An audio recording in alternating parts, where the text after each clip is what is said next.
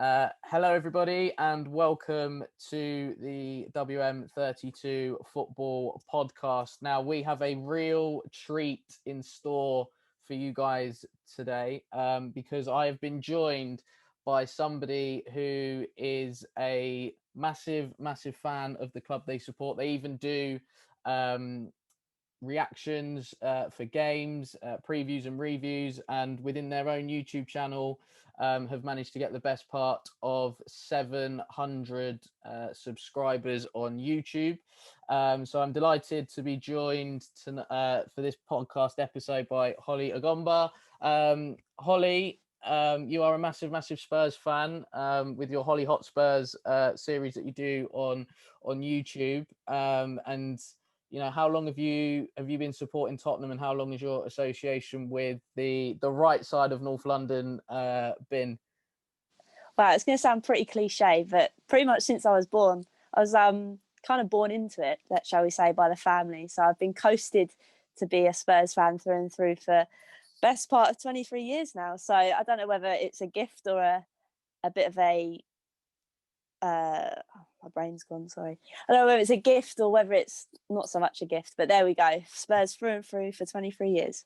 Love it. It may be a curse, especially with the way things are going at the minute. So Hollie, I'm gonna take you back down a trip down memory lane with this one. Can you remember the first sort of Tottenham game that you went to, and that experience of that match day for the first time? What was that like for you? Well, playing football I was quite late into actually playing football, and obviously that took a big part of my life. So I didn't get around to going to a game till we saw Sonny play his first game against Crystal Palace at the Lane. So that was all in all a great spectacle, even at the fact that he scored as well. And it was great to go with my dad as well, because obviously he was the guy that got me involved with Tottenham. So to go along to a game with him, especially at the Lane, and to see Sonny score that goal as well for his debut was brilliant as well. It's quite interesting actually, because having seen some of your work on YouTube and your Hollie Hotspurs, I would have assumed that you've been going for quite a while. So it's quite interesting to see that you were, or hear that you were a fairly kind of late bloomer in terms of going to watching games. And you mentioned your dad there, Hollie. Is he the person that you always go to games with, or is it a group of mates that you sometimes go with, or whatnot? So who do you sort of go to games with usually? I mean, part of the fact is because I live in Southampton, sadly. Dad was actually born in North London, in Enfield. He lived when he was younger. So that's kind of why I was kind of late to going to actual games with him. But yeah, it varies really. It's either him or my boyfriend and my sister. So it's quite nice to go out with someone that actually supports Spurs as well, because I can imagine if he supported Arsenal, it wouldn't work. So it's quite nice to go to games, and sometimes I like to mix it up. Obviously on Twitter now, I've met a few friends as well, so hopefully in the future we can go to games all together, because I quite like going to the pub beforehand and then obviously going into the Lane to make a whole day of it now. I think that's the main thing as well. I think in the past we used to just rock up and then go home afterwards, but now it's turning into more of a day out, which is quite nice. Obviously living in Southampton, it takes a while to get back to Tottenham. So yeah, hopefully in the future it can be with friends or for Twitter, but at the moment it's just literally my family.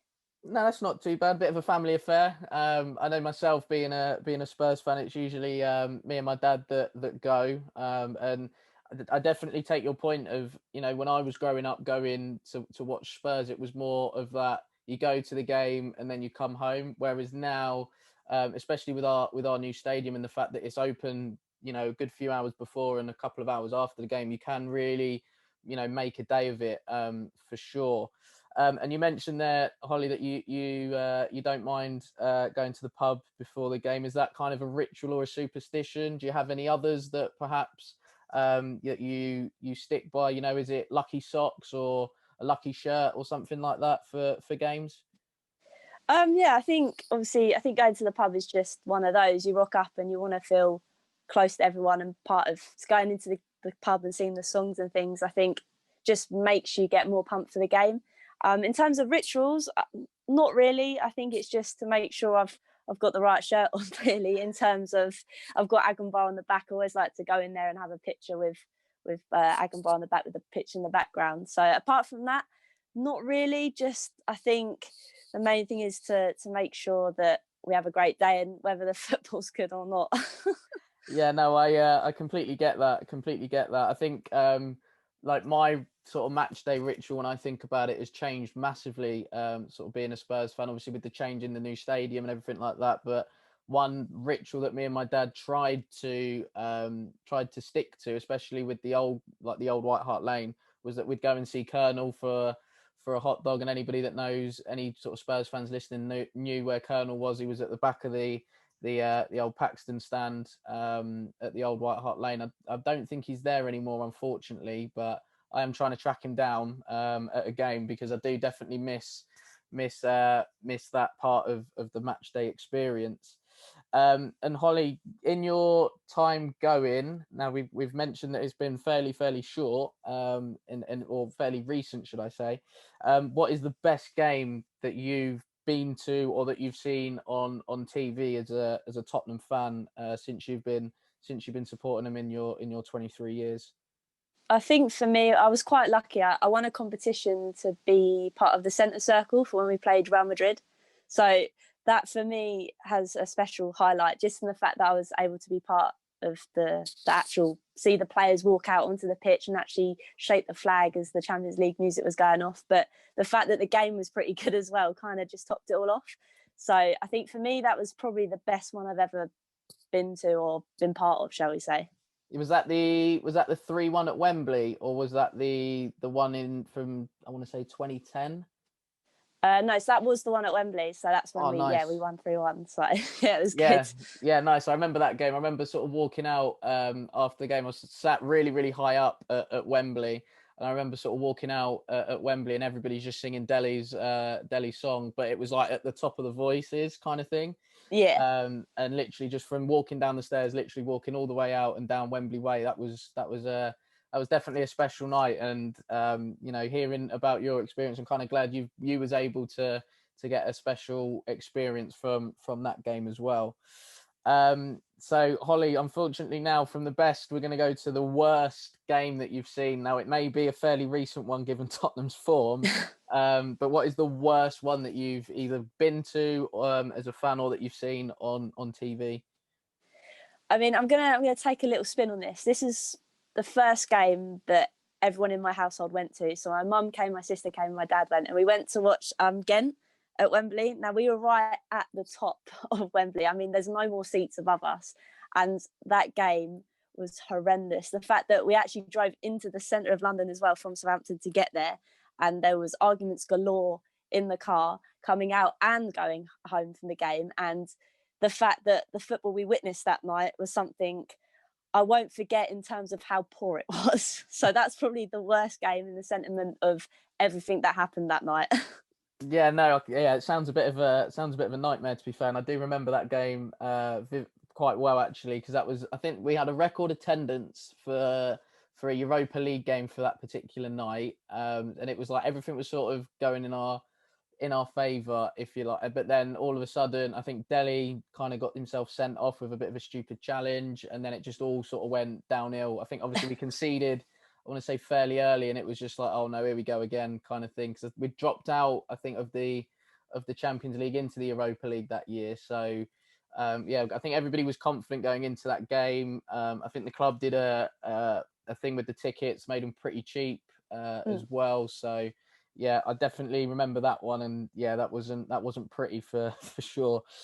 So Hollie, I'm gonna quiz you now, and in your time at Spurs, as you said that earlier, 23 years, you'd have seen some fantastic players.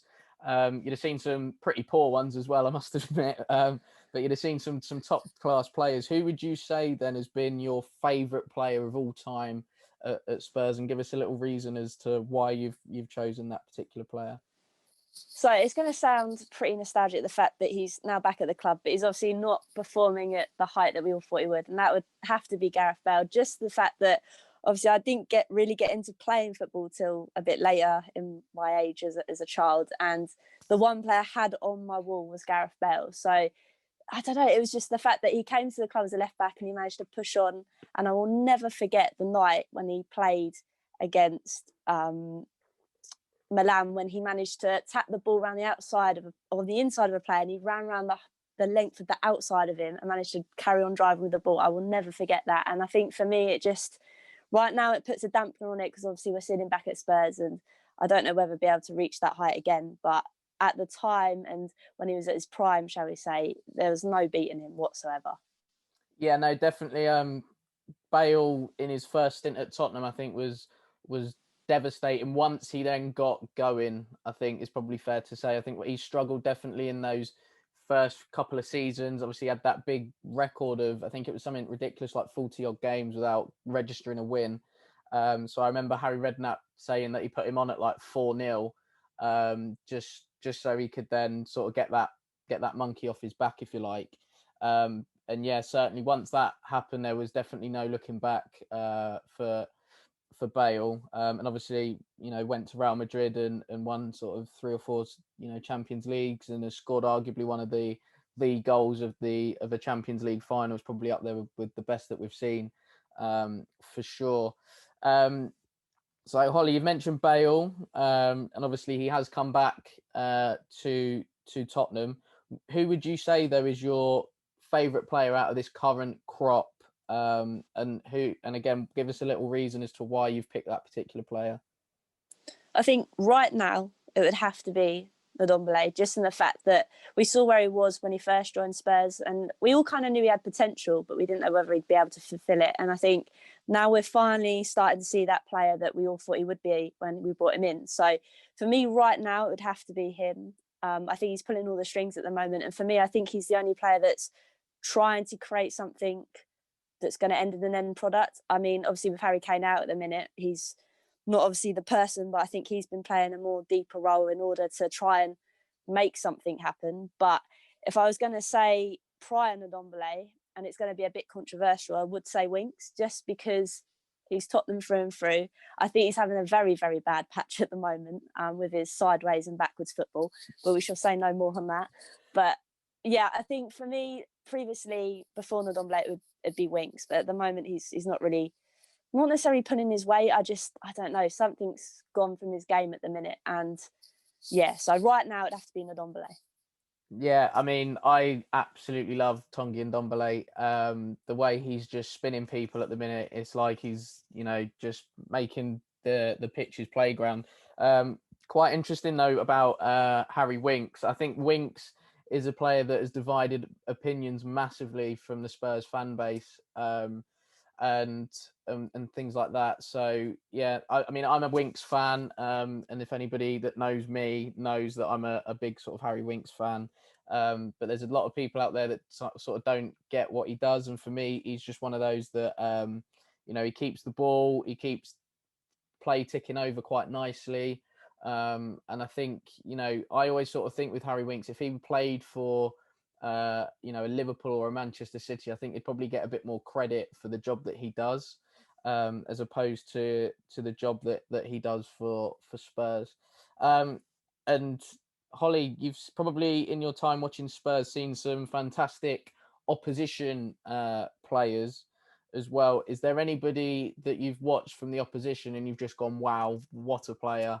I can't believe I've been able to watch them. Obviously, going back to the Real Madrid game, it would have to be Ronaldo. The fact that I could sit there and witness him play was just immense, and just the stature that comes with him as well. And it's one of those players you just got to sit there and go, wow. But I think other than that, I think it'd have to be De Bruyne. I mean, he's class as well. I think he's on another level at the minute, and I think he will carry on being at another level. So it'd have to be between those two. I mean, yeah, they're not two bad players, really, are they? Let's be honest. Was Messi in your thinking at all? Obviously, Spurs did play against Barcelona in the Champions League when they actually reached the Champions League final. So was Messi close to being in your thoughts at all? Yeah, I think so. I think it's just predominantly because of actually being able to witness those two. I think that was my kind of calling for those two for me. I just think Ronaldo, I think we're very lucky at the moment to be able to witness two greats at the same time, that being Ronaldo and Messi. And I don't know whether you can kind of call it between the two, because the split division between the two, whether which one's better. But I don't think you can really maybe put a pinpoint on who's better, because I think Ronaldo, I'm not saying that Messi hasn't worked his bum off, but I'm saying in terms of Ronaldo, I think he's made something of himself because of the hard work he puts in. I think Messi's just a natural talent. Yeah, no, definitely. I mean, I was luckily enough to be at both games, the Real Madrid game, as I mentioned earlier, with the Delhi song and things like that. But I was also lucky enough to witness Messi, and yeah, he tore Tottenham apart that particular night at Wembley. But I just found myself, instead of watching the game, I kind of just found myself fanboying massively and just watching Messi, and just asking myself, how can somebody be that good at football? Like, I just didn't think it was humanly possible. But yeah, I completely agree with Ronaldo and De Bruyne. I think those two have been fantastic players over the last few years, and obviously Ronaldo with that longevity, still continuing to do it, even at 35 years old in a top league in Europe. So Hollie, I've got a feeling I might know the answer to this one, being a Spurs fan. But anyway, the most sort of memorable moment that you've had as a Spurs fan, like I say, I've probably got an idea that it's Ajax away, but if it is, just give us a bit of an insight into that night as a Tottenham fan, for those that perhaps aren't Spurs fans that are listening.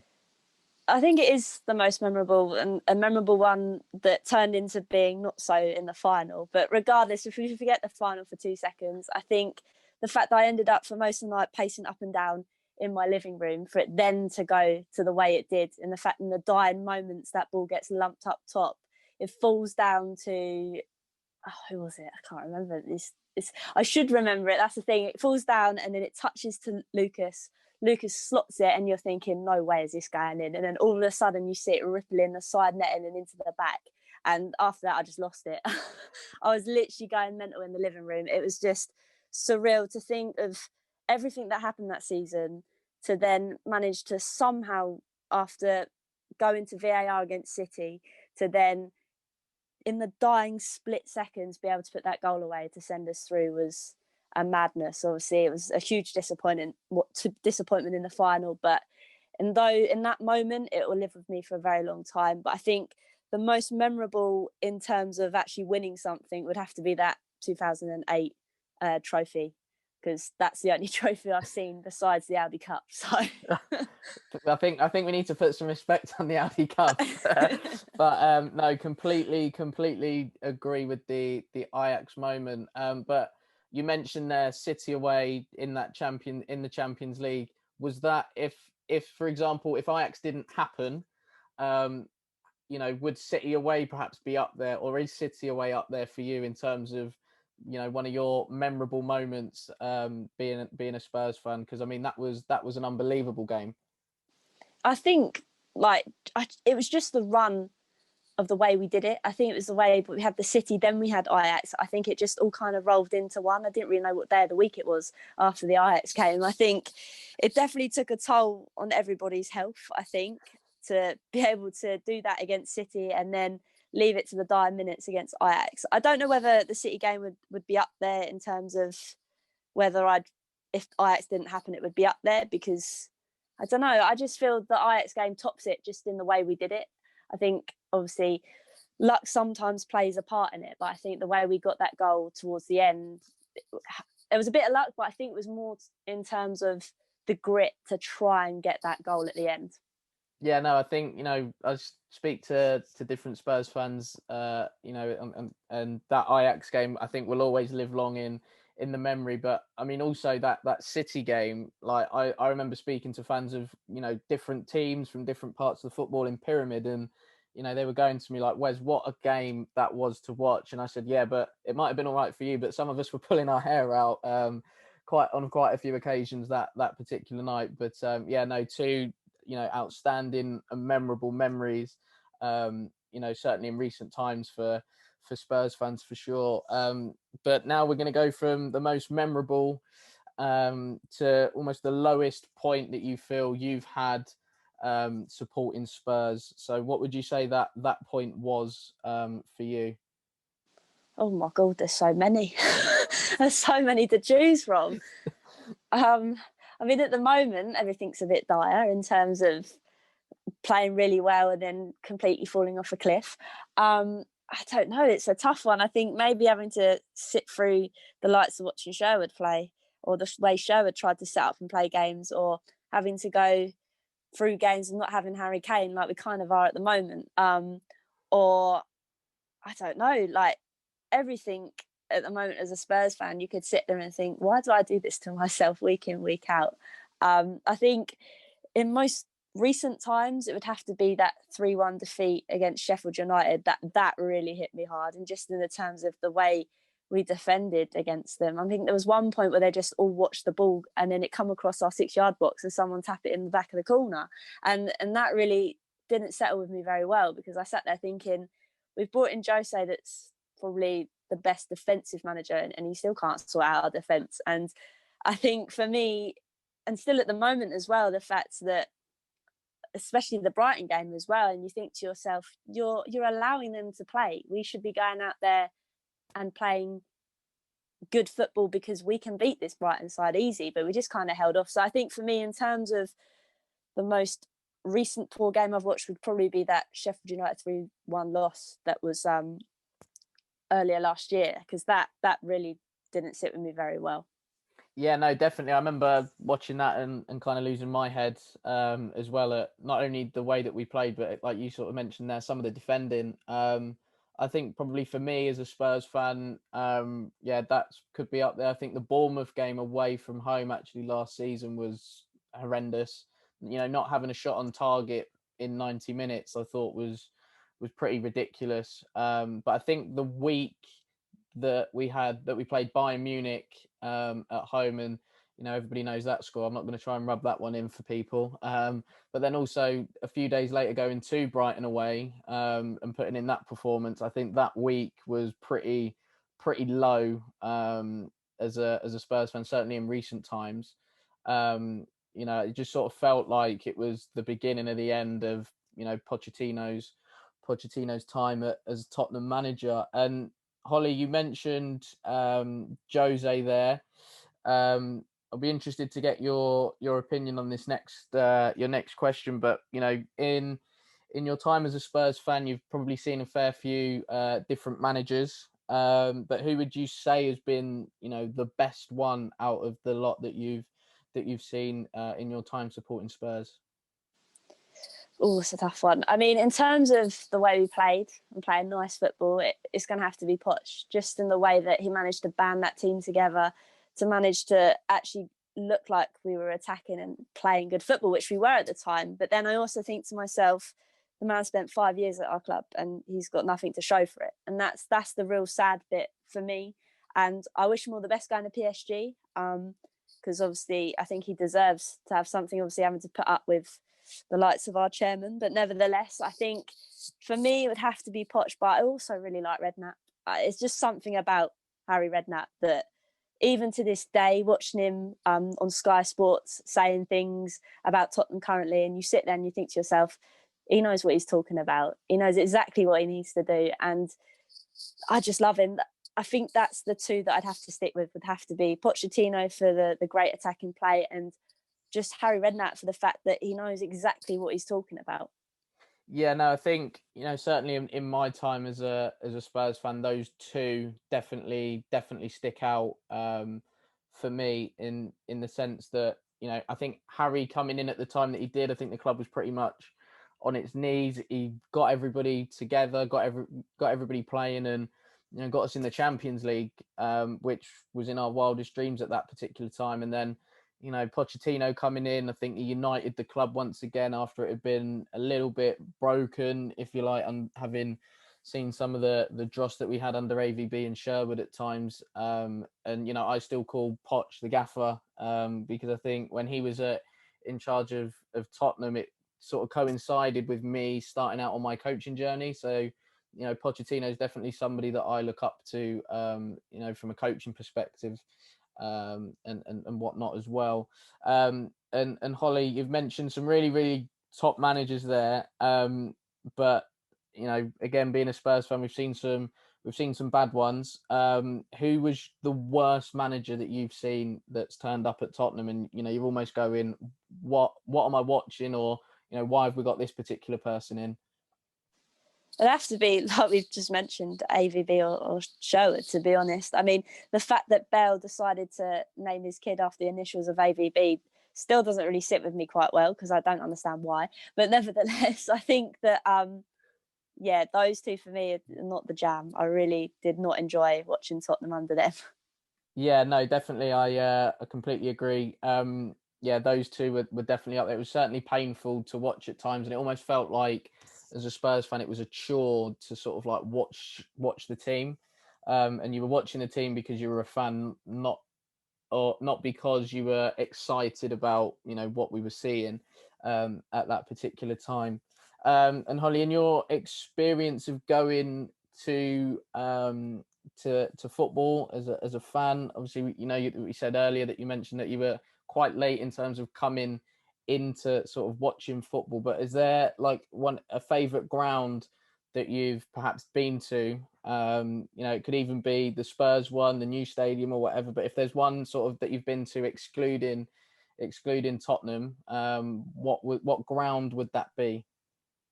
I mean, I wish I could say Southampton, but St Mary's really isn't a vibe for me. So unfortunately, I'll have to be boring, and I have to say, I think for me, the new stadium, just because I love the old one. I mean, you'll never be able to, I don't think, ever change the feelings I felt at White Hart Lane, but the new one is just something else. The fact that you walk out and you still can't. Every time I still go there and I think, wow, how is this? How am I seeing Tottenham play in such a stadium like this? It's magnificent, and I think for us, it's something to be really proud of. I just hope soon we can bring a trophy back there, because I think it deserves one just in the way it looks.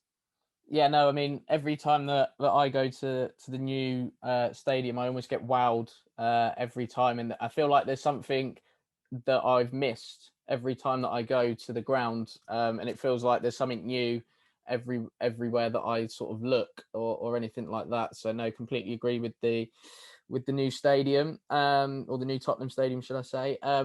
Hollie, is there one ground that you've been to that you go, this is an absolute dive, and I can't wait to get out of here, and I can't wait for that full-time whistle so I can hop it back home? So what would you say has been your least favourite ground, again excluding perhaps White Hart Lane or the new stadium? I think in terms of a personal level, just because I hate Southampton, I think it would have to be St Mary's. I mean, I've played at Walsall, and that was pretty much a dive, but I will leave that one out just because I was lucky enough to play on there along with Birmingham. But I think for me, it's just St Mary's. I hate it. I just don't like the surrounding area as well. It's quite ironic, the fact that I live here, but for me, I just, no, it's not a vibe. You just rock up, and I think because we're so lucky with Tottenham at the moment and how nice it looks, when you go to a ground like St Mary's, you really sit there and think, oh wow, we've gone back in time here. Which is quite interesting, because Southampton and St Mary's is a fairly new stadium. So it's quite interesting that that's one that perhaps doesn't float your boat. It's one of the sort of newer stadia in English football. It's only sort of 15 years old, or something like that. So maybe even slightly older. It makes you wonder what the Dell used to look like. Yeah, no, definitely. So Hollie, just a last sort of final one from me. What are your hopes then for Tottenham for the rest of the season? Are you hoping for top four? Are you hoping for a trophy or two? Like I say, what are your hopes for the rest of the season? Well, I'd love to be super optimistic and say it's got to be top four, but realistically, I don't really see that happening. The fact that we keep going into this weird roundabout of playing really well, no one can touch us, to then falling off a cliff, like I've already mentioned. So I'd have to go maybe fifth or sixth, with hopefully a Carabao Cup. And be nice to win Europa, because obviously then we'll get Champions League football next year. But it's a tough one. I think it's have to be fifth or sixth, and then a cup. but I'm not too fussed with what cup. Obviously, Europa would be lovely, but I'm not too sure on that one either. All right, no, that's yeah, like I said, I don't think that's too sort of shabby, really. I think with the way that obviously the season's going, you know, sort of it's one of those that who knows, but definitely I think you know, perhaps a top 4 finish and a trophy would probably constitute as a really good season for Spurs. So Hollie, that is it for us tonight. I hope you enjoyed it. I know I certainly have as well. So all that leaves for me to do is to thank you once again, Hollie, for your time and sharing your experiences as a Spurs fan. So guys, make sure you check out Hollie's YouTube channel as well. You know, I've watched some of her videos and they are absolutely brilliant. And you know, she's always living lavish, as she says on her videos. So this will be available on YouTube and Spotify for you guys to have a watch and a listen. So yeah, make sure you check that out. Subscribe to the YouTube channel, follow us on Spotify, follow us on all social media platforms as well at WM32Football for those. And don't forget, our online shop is now live and direct, coming through like AJ Tracy with that one. So you can get your own WM32 Football merch on there. So Hollie, once again, thank you ever so much for your time. Take care, stay safe, and who knows, might end up seeing you at a Spurs game one day. Yeah, no, cheers. Thanks for having me on as well. I appreciate it. Not a problem. Not a problem.